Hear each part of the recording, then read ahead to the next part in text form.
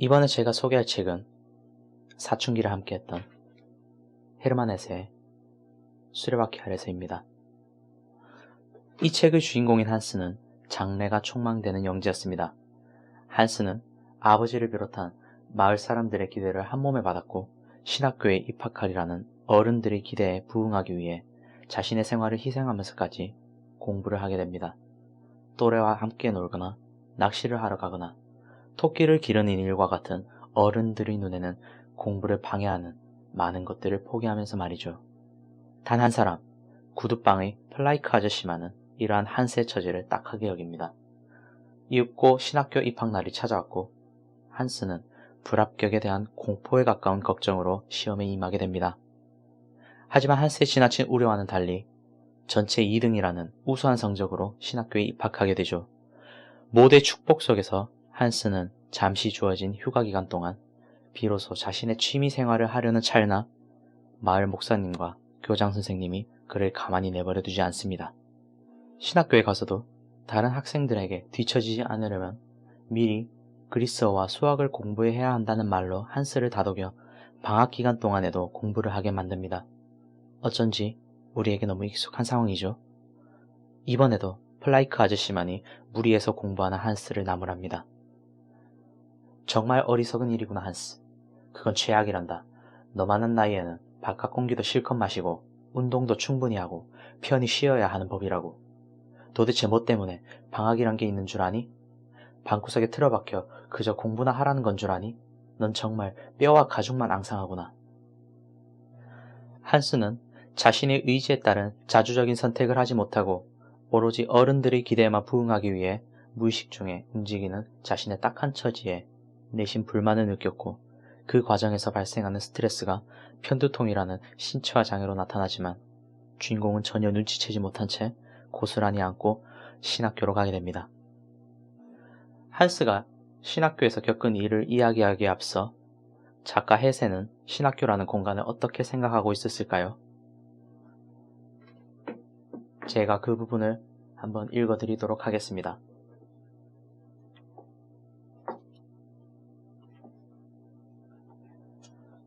선생들이 가장 두려워하는 것은 청년의 발효가 시작되는 위험하기 짝이 없는 시기에 조숙한 소년의 기질에서 나타나게 되는 기이한 현상이다. 애당초 선생들에게는 하이을너의 남다른 천재적 기질이 어쩐지 섬뜩하기만 했다.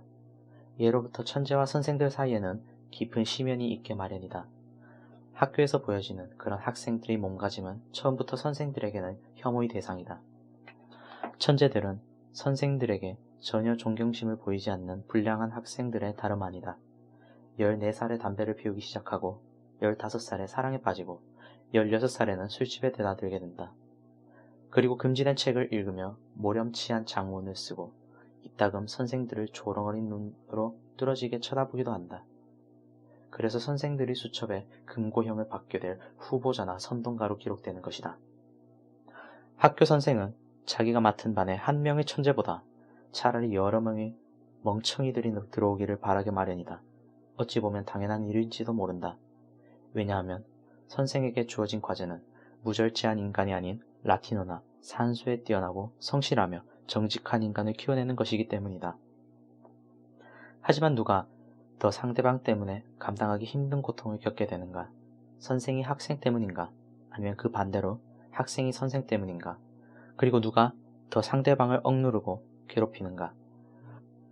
또한 누가 상대방의 인생과 영혼에 상처를 입히고 더럽히는가?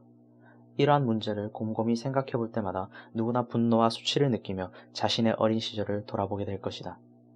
하지만 그것은 여기서 우리가 문제 삼을 일이 아니다. 진정한 천재들의 상처가 아물고 학교 선생들에게 보란듯이 오히려 훌륭한 작품을 만들어내는 모습에서 우리는 마음의 위안을 얻는다. 또한 훗날 이들은 죽은 뒤에 저 멀리서 비춰오는 유쾌한 후광에 둘러싸인다. 그래서 마침내 학교에서 다른 세대의 젊은이들에게 하나의 걸작품 내지 고귀한 모범으로 소개되는 것이다. 이렇듯이 학교마다 법규와 정신의 싸움판이 자꾸 되풀이되고 있다. 국가나 학교가 해마다 새롭게 자라나는 보다 귀중하고 심오한 젊은이들을 뿌리째 뽑아버리기 위하여 혈안이 되어 있다는 사실을 우리는 목격하게 된다. 더욱이 선생들에게 미움이나 벌을 받은 학생들, 학교에서 도망치거나 내쫓긴 학생들, 바로 이들이 후세의 우리 민족의 정신적인 재산을 풍요롭게 만든다는 것도 변함없는 사실이다. 하지만 너러는 무언의 반항심과 더불어 자신을 소모하고 마침내 파멸하기에 이르기도 한다. 과연 이들의 숫자가 얼마나 되는지 누가 알겠는가? 작가는 학교가 일률적인 인재를 양성하기에는 적합하지만 위대한 업적을 이룰 가능성을 지닌 소수의 천재를 수용하기에는 부족한 조직으로 보았던 것입니다. 작중에서 이 천재성을 대변하는 인물이 등장합니다. 바로 헤르만 하이르너입니다. 한스가 신학교에서 사귄 유일한 친구 하이르너는 예술을 사랑하며 무언가에 구속받기 싫어하는 자유로운 영혼의 소유자입니다. 학교의 억압적인 방침에 맞서 본인의 의지를 강력히 표현하며 교사들의 가르침을 하찮듯 비웃습니다. 그러나 하이르너는 지나치게 즉흥적이어서 행보를 예측할 수 없고 매사에 비관적인 그의 태도는 자칫 자기 파괴적일 수 있습니다. 결국 교사들의 눈밖에 나버린 하이르너는 갖은 모욕과 불이익을 받으며 신학교 생활을 하게 되죠. 한스는 평소에도 자신의 공부를 방해하기 일쑤였던 하이르너와 붙어있으면 자신 또한 선생들이 눈밖에 날 것을 염려했습니다. 그래서 하이르너의 곤란한 상황을 모른 척하죠. 하지만 시간이 지날수록 한스는 친구를 저버렸다는 죄의식에 몹시 괴로워하다가 결국 먼저 사과하게 되고 둘은 예전보다 더욱 견고하게 우정을 다지게 됩니다. 그리고 동시에 한스의 타락이 시작되죠. 누구보다 우수한 학생이었던 한스가 한순간에 문제아로 전락해버린 사실에 대부분의 선생들은 경악을 금치 못합니다. 이를 하이너의 탓으로 보았던 선생들은 둘을 억지로 떼놓으려 애써보지만 소용이 없었죠. 이내 한스는 공부에도 흥미를 잃어버렸습니다. 이 무렵부터 한스의 마음의 병이 눈에 띄기 시작했습니다. 공부를 잘하던 소위 잘 나간 한스는 굳이 나서지 않아도 모두들 주목하고 보살펴줬지만 정작 절실한 도움이 필요한 순간에는 아무도 주목하지 않았습니다. 이러한 한스의 병적인 상황에 대해 읽어드리겠습니다.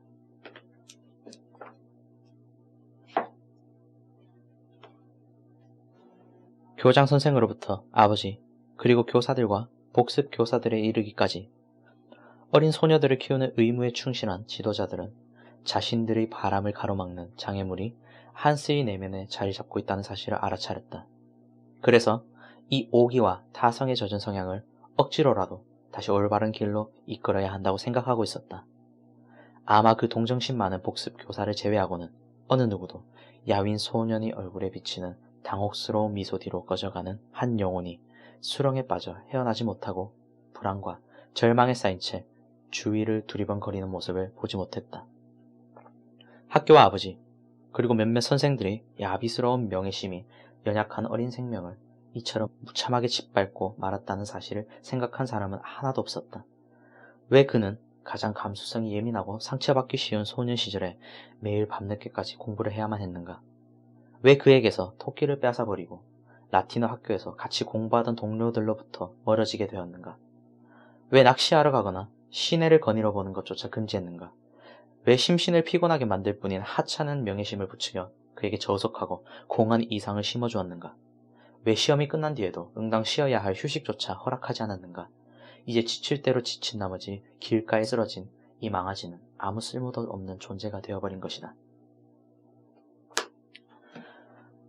하이르너가 수도원 탈주 소동으로 인해 퇴학 조치를 받은 사건 이후로 한스의 병세는 점점 더 심각해져만 갔습니다. 결국 한스는 마을 의사로부터 무도병을 진단받게 되고 귀가 조치를 당하게 되죠. 마을 사람들 모두가 기대했던 그의 신학교 생활과 창창한 미래가 이렇게 막을 내리게 된 셈입니다. 고향으로 돌아온 한스는 과거 자신이 그토록 하고 싶어하던 일들을 하며 심신을 달래려 하지만 더 이상 그 일들이 즐겁게 느껴지지 않습니다. 그의 감수성도 이제 무뎌져 버린 것이죠. 어쩌면 우리들도 크게 공감할 것 같은 그 부분을 읽어드리도록 하겠습니다.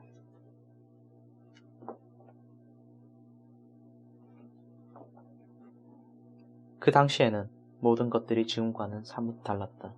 훨씬 더 아름답고 즐거웠으며 활기가 넘쳐 흘렀다. 벌써 오래전부터 한스는 라틴어와 역사, 그리스어와 시험, 신학교, 그리고 두통 이외에는 아무것도 알지 못했다. 하지만 그 시절에는 동화책도 있었고 도둑 이야기가 적힌 책도 있었다. 자그마한 정원에는 한스가 손수 매달아 놓은 절구 물레방아가 돌고 있었다.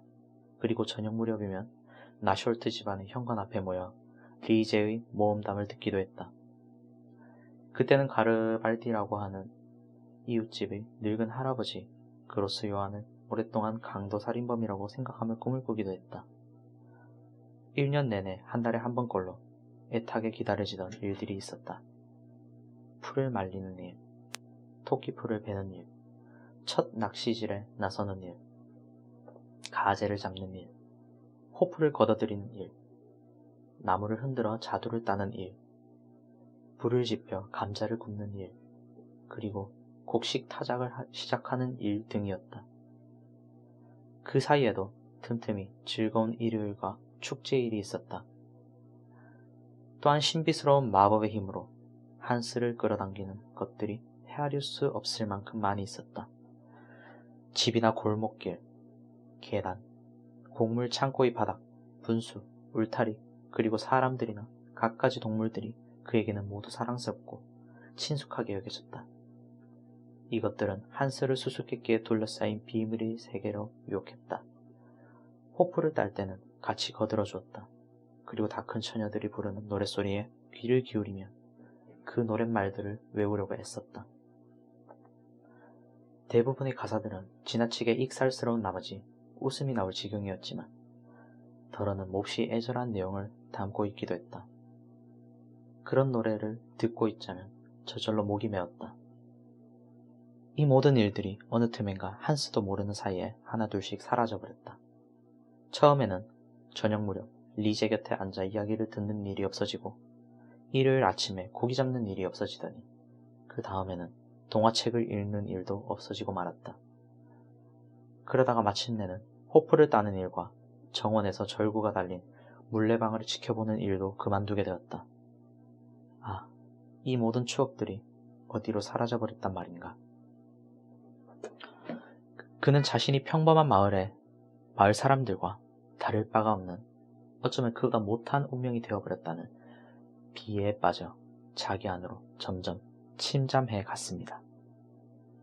그러던 어느 날 그는 마을 사람들이 다 같이 모여 과즙 짜는 작업을 거들어주다가 플라이크 아저씨의 조카 엠마를 알게 됩니다. 한동안 잿빛뿐이던 그의 일상이 드디어 다채로워진 것입니다. 한스는 엠마와 함께 과즙 짜는 일을 하면서 그녀에게 점점 호감을 느끼게 됩니다. 이전과는 분명히 다른 자기 자신을 발견하게 되죠. 한스는 엠마를 한 번이라도 더 보고 싶은 마음에 늦은 저녁 플라이크 아저씨네 집을 찾아가 보지만 용기보다 쑥스러움이 더 많았던 그는 아저씨네 집 주변을 서성거리며 집안을 엿보기만 합니다. 그런데 그 모습을 그만 엠마에게 들키고 말죠. 하지만 의아하게도 그녀는 한스에게 뽀뽀를 요구했고 둘은 입을 맞추게 됩니다. 한스는 묘하고 달콤한 감정에 휩싸여 크게 동요하죠. 바로 사랑입니다. 다음날 같은 시각 다시 만날 것을 약속하며 두 사람은 헤어집니다. 밀회를 약속한 셈이죠. 한스는 그동안 요양을 핑계로 회피해오던 자신의 앞날에 대해 생각하게 됩니다. 기계공이 되기로 마음먹은 것이죠. 어릴 적 친구이자 이미 1급 견습공이 된 아우구스트를 만나 이 일과 관련하여 상담을 하고 아버지에게도 이 사실을 알립니다. 그리고 또다시 두 사람의 밀회의 시간이 다가왔습니다.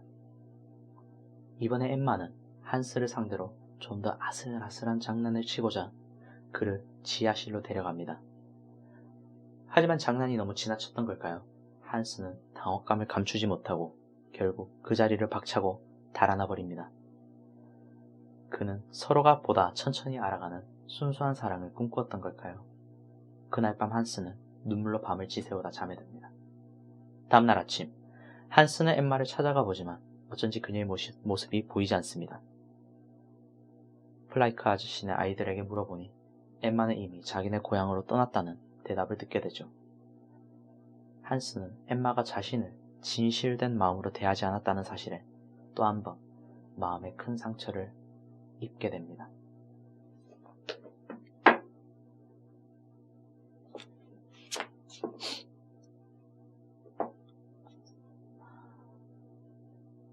저녁 식사를 마친 뒤 한스는 자기 방에 혼자 앉아 있었다. 10시가 되고 11시가 되었지만 불은 켜지 않았다. 그러다가 어느 사이에 길고도 깊은 잠에 빠져들었다. 여느 때보다 늦게 눈을 떴을 때 그는 무엇인가를 잃어버린 나머지 불행에 빠지고 말았다는 막연한 느낌에 사로잡혔다. 엠마의 일이 다시 머릿속에 떠올랐다. 그녀는 한마디 말도 없이 작별 인사도 없이 떠나버린 것이다. 한스가 어젯밤에 그녀를 만났을 때 그녀는 벌써 언제 떠날지 분명히 알고 있었다. 그는 그녀의 미소와 입맞춤 그리고 그녀의 능숙한 몸놀림을 떠올려 보았다. 그녀는 한스를 전혀 진실된 마음으로 대하지 않았다. 분노에 찬 고통과 더불어 여전히 진정되지 않는 사랑의 힘은 흥분과 불안에 감싸인 채 음울한 번민으로 바뀌었다. 한스는 집에서 정원으로, 정원에서 거리로, 거리에서 숲으로, 그리고 다시 숲에서 집으로 헤매며 다녔다. 이렇게 해서 한스는 자신 속에 숨겨져 있던 사랑의 비밀을 너무나도 빨리 알고 말았다. 그것은 달콤하다기보다는 차라리 쓰디쓴 맛이었다. 부질없는 탄식과 그리운 추억, 그리고 암울한 사색으로 물든 나날들, 숨가쁜 심장의 고동으로 잠을 이루지 못하거나 무서운 꿈결에 빠져드는 밤의 연속. 꿈속에서는 피가 이상하리 많지 격렬하게 끓어올라 끔찍스러운 거대한 괴물이 되기도 하고 목을 휘감아 죽음을 부르는 파리 되기도 하며 불타는 눈빛을 지닌 환상의 짐승이 되기도 했다. 때로는 현기증이 날 정도로 깊은 시면이 되기도 하고 이글거리는 커다란 눈이 되기도 했다. 한스는 잠에서 깨어 홀로 싸늘한 가을밤의 고독에 사로잡힌 자신의 모습을 발견했다. 그는 엠마에 대한 그리움으로 몸부림치다가 눈물로 뒤범벅이 된 베개에 얼굴을 파묻었다. 한스는 여태껏 너무나도 많은 아픔을 경험했습니다. 어머니를 여의고 아버지의 엄격한 지도 아래서 마을 사람들의 지나친 기대에 부응하기 위해 많은 것들을 포기해야 했습니다. 또한 사춘기의 예민한 감성을 아무도 이해해주지 못했을 뿐만 아니라 오히려 교수와 동료 학생들로부터 온갖 비난과 모욕을 들어야 했습니다. 신학교를 떠난 이후에도 예전과는 달라진 마을 사람들의 시선에 한스는 계속 시달렸습니다. 거기다가 자신이 지고했던 사랑이 누군가에게는 한낱 장난에 불과했다는 사실이 그에겐 큰 상처가 되죠. 이 모든 사건들이 한스가 이토록 망가지게 되는데 크게 일조하였습니다. 그래서 그는 지쳤던 걸까요? 기계공 동료들과 크게 술판을 벌인 다음날 익사체로 발견되는 비극적인 사건으로 한스의 짧은 이야기는 마무리됩니다. 물론 어디에도 한스가 스스로 목숨을 끊었다는 말은 없지만요. 이 작품은 1906년에 쓰인 소설에도 불구하고 110여 년이 지난 지금도 특히 대한민국 청소년이라면 누구나 크게 공감할 수 있는 주제를 다루고 있습니다. 우리는 왜 공부를 해야 하는가? 누구를 위해서 하는 공부인가? 수학이 대체 실생활에 무슨 쓸모가 있는가? 따위의 물음들을 수험생들은 스스로에게 끊임없이 던질 것입니다. 예전에 저도 그랬고요. 대부분이 수능이라는 공통된 목표를 향해 돌진하고 있으니 조바심에 그리고 큰 의심 없이 저 또한 달리게 된 것입니다. 이처럼 결론을 내리기가 쉽지 않은 문제에 대해서 스스로 생각하는 힘을 길러야 했던 무척 중요한 시기에 한스는 어른들의 욕심으로 사고행위 자체가 묵살되었던 셈입니다. 비록 공부를 못해도 현명했던 플라이크 아저씨나 친구 아우구스트처럼 충분히 기능적인 인간의 삶을 영위할 수 있었습니다. 오히려 먹물들로 인해 결정적 시기에 적절한 경험을 충분히 경험하지 못했던 한스는 나락으로 떨어져 버리고 만 것이죠. 한스의 장례식에서 플라이크 아저씨가 마을 목사나 교장 선생 등을 프록 코트를 입은 무리라고 가리키며 저 사람들도 한스를 이 지경에 빠지도록 도와준 셈이죠. 라고 지적했듯이 말입니다. 어쩌면 우리도 아무런 의미도 목적의식도 없이 단순히 어른들이 시켜서 하는 공부를 하고 있는 건 아닌지 다시 한번 생각해 볼 필요가 있겠습니다. 제가 준비한 내용은 여기까지입니다. 다음에도 우아하고 수려한 작품들을 하나로 안고 여러분을 찾아뵙겠습니다. 그럼 안녕.